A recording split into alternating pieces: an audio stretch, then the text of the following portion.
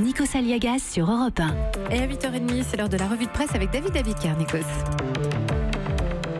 Bonjour David Abiker. Bonjour Nikos, bonjour Céline. Bonjour. Et bonjour à tous. Ça vous a pas échappé si vous avez écouté les publicités, j'en suis sûr. À la une ce matin, le Black Friday. Cette opération commerciale qui démarre demain et qui fait la une de l'Est républicain. Black Friday toujours plus fort.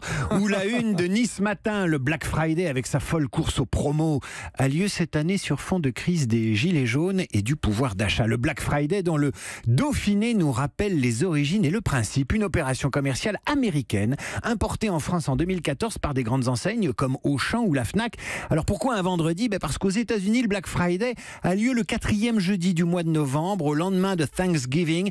Un vendredi donc. Mais alors pourquoi il est noir ? En raison du chaos qui entoura cette manifestation commerciale. En 1951 aux États-Unis, il y avait des bouchons et des routes bloquées. Des bouchons et des routes bloquées. Tiens, c'est ce qui inquiète les commerçants et les grandes surfaces aujourd'hui. Dans l'Est éclair, ce matin, qui redoute la prolongation du mouvement des Gilets jaunes ce week-end. Alors effectivement, demain c'est Black Friday. Mais ce Black Friday pourrait être plus noir que prévu. Noir c'est noir, il n'y a plus d'espoir.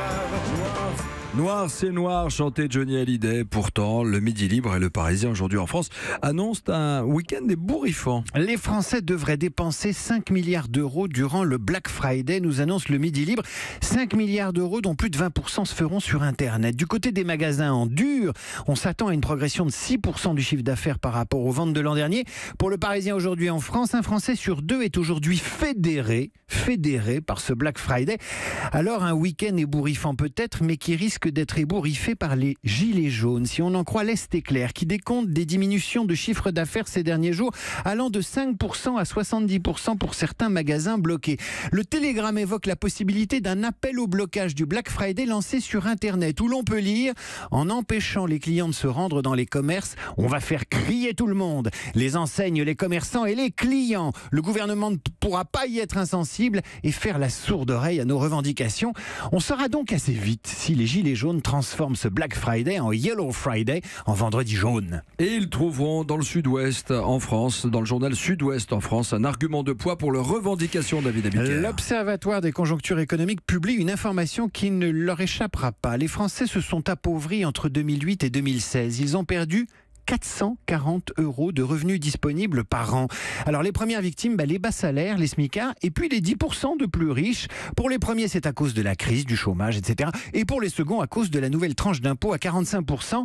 Et les mesures gouvernementales dans tout ça, si vous lisez le Parisien, selon le directeur adjoint de l'OFCE, elles ont permis de limiter la casse pour les plus pauvres.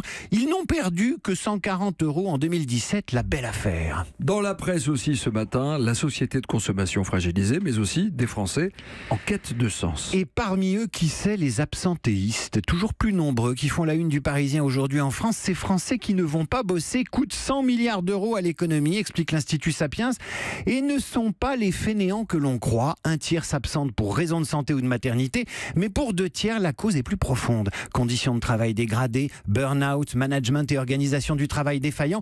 Alors les Français cherchent du sens ailleurs que dans le job et la conso.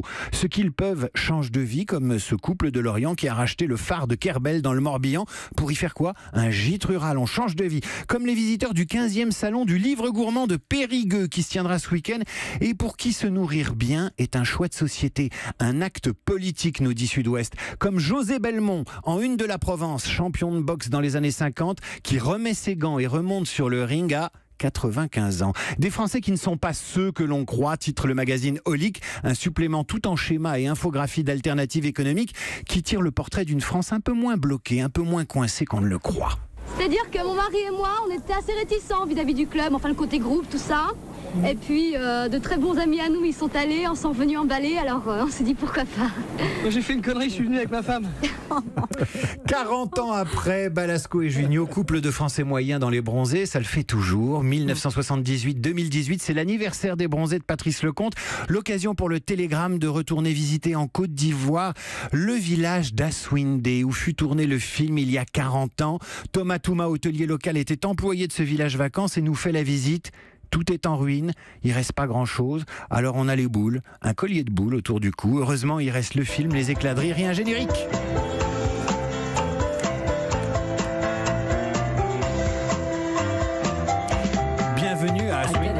chantaient ça.